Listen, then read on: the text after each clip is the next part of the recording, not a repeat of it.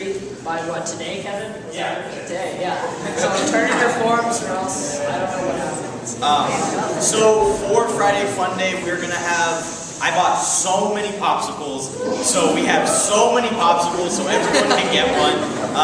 They'll be in the quad, there will be music in the quad, hula hoops, other fun, just so much fun. I think other than that, and today is Julia Rodriguez's 18th birthday.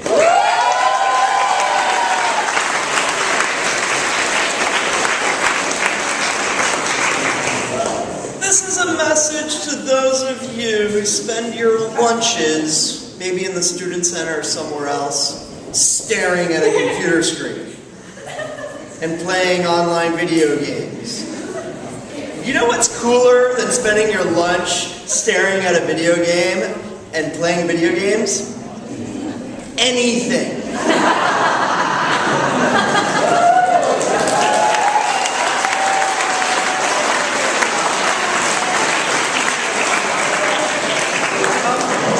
We've got like 230 really cool people here that you can talk to during lunch. And I would like to encourage that as a novel idea.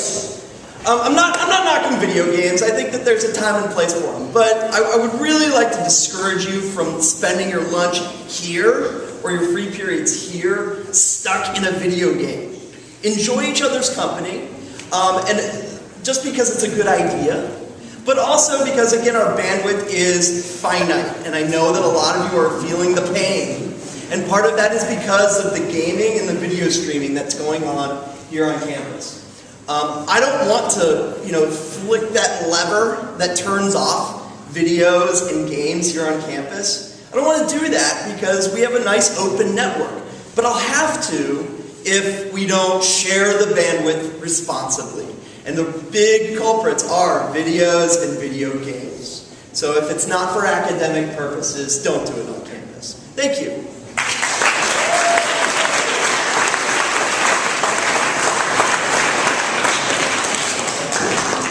I want to take a moment and say a special word of thanks to SHIELD members who contributed so greatly to the success of Back to School Night. So if you're in SHIELD, please stand up.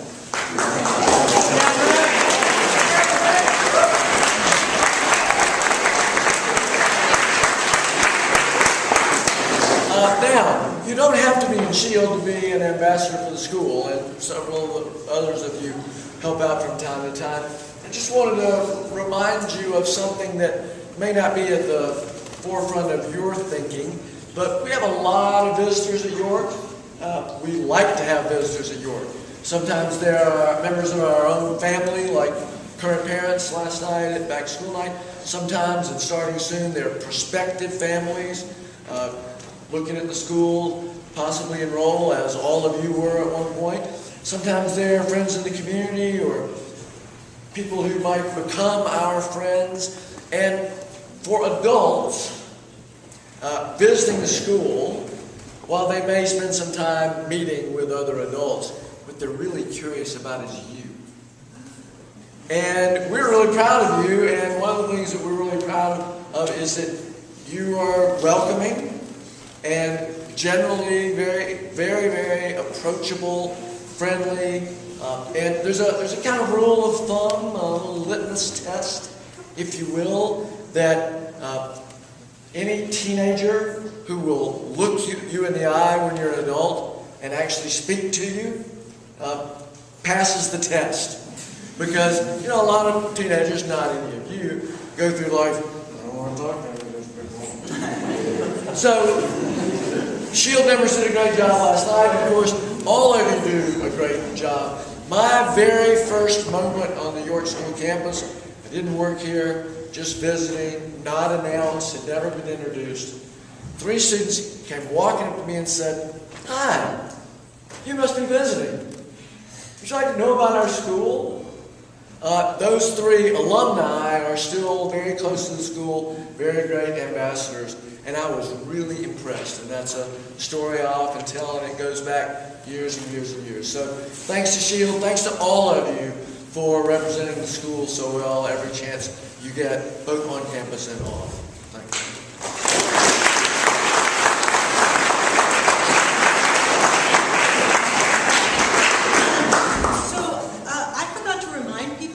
want to thank you so much for being careful with your backpacks and keeping them out of the traffic areas. So again, thanks for remembering to do that. It really helps with flow in and out of the chapel, for example, at break. So, sleep pool, still open, but changing on Tuesday.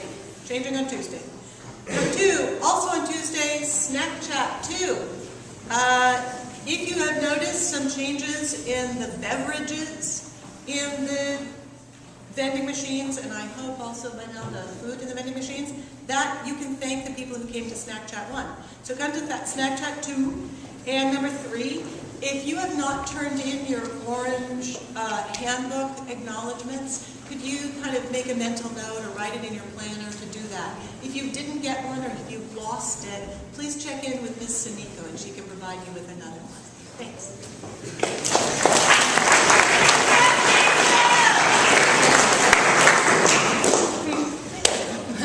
So, for those of you that don't know us, my name is Abby Dripdolls, or Sensei, and this is Jennifer Miller. Or J-Mill. And this past weekend, I was actually spending the weekend with a friend of mine, a very good friend of mine who I've known for years, who is the Clinical Neurophysiology Fellow at UCF Medical Center. And she spent some time telling me about ALS and other neurological diseases, and then she nominated me to do the Ice Bucket Challenge. So, rather than just dumping ice water on our heads, which you will all be pleasure to watch, I'm sure, I thought we'd take the chance to actually share some things about the disease with you first, and why this Ice Bucket Challenge has actually been a very good thing. So first of all, ALS actually stands for amyotrophic lateral sclerosis and is also known as Lou Gehrig's disease after one of the most famous victims of the disease. 2, amyotrophic actually means no muscle nourishment, and when muscles don't get nourishment, that means that they die. Lateral refers to the areas in the spinal cord where the muscles or the nerves that control the muscles often live, and then sclerosis means hardening or scarring of these nerves. So 3, what happens to people who get ALS is that generally it starts with a tingling and a lack of motor control in their feet and their hands, and it spreads eventually to their whole body. And most of the time, people, when they're diagnosed with ALS, only have around 3 to 5 years to live. And they usually die of respiratory failure because their lung muscles can no longer control the kinds of things that you and I can control. This ALS challenge has actually been really, really good. The ALS Association actually collects money donations for people for research and for care of victims. Generally in the month of August, they raise about $2.7 million. Thanks to the Ice Bucket Challenge, they have raised $94 million this August alone. So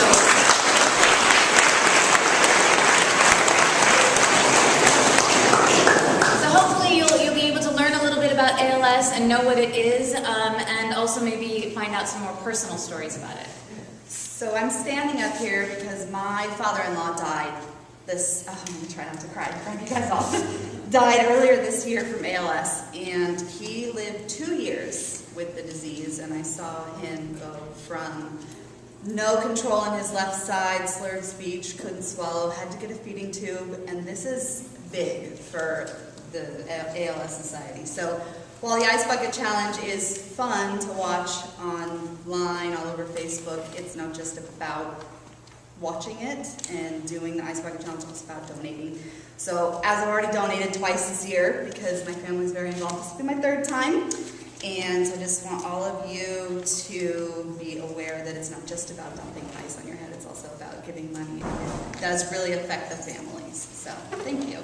And we challenge you to not just dump ice on your head, but to find a cause that is close to you and cause awareness. Donate your time, your money, and whatever else you can do. Okay.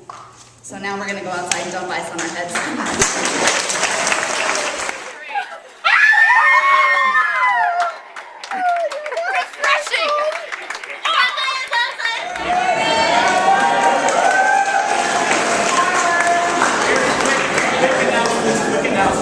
So for Robotics Club, we're still doing some activity planning, so there will be no meeting tomorrow. There will be next F Day, and we'll make an announcement before then.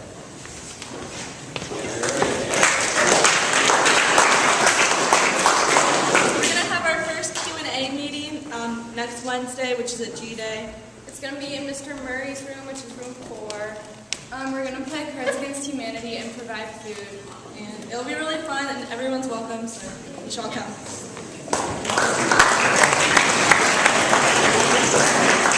There will be a Key Club meeting on Tuesday during lunch F Day in room 4, so everyone should come.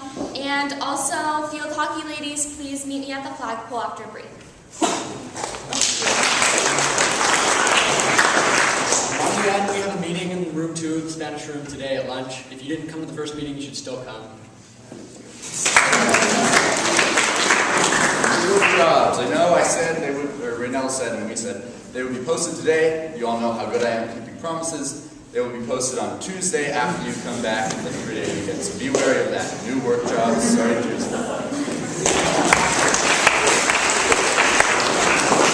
For those of you who told Ms. Reese that you'll be helping backstage theater, we have a meeting Wednesday. I'll be giving you all the information, all the details then. So remember, in the theater, during health and fitness, Wednesday, make sure you tell your health and fitness instructors where you are. Question? Huh? Not 10. Only backstage.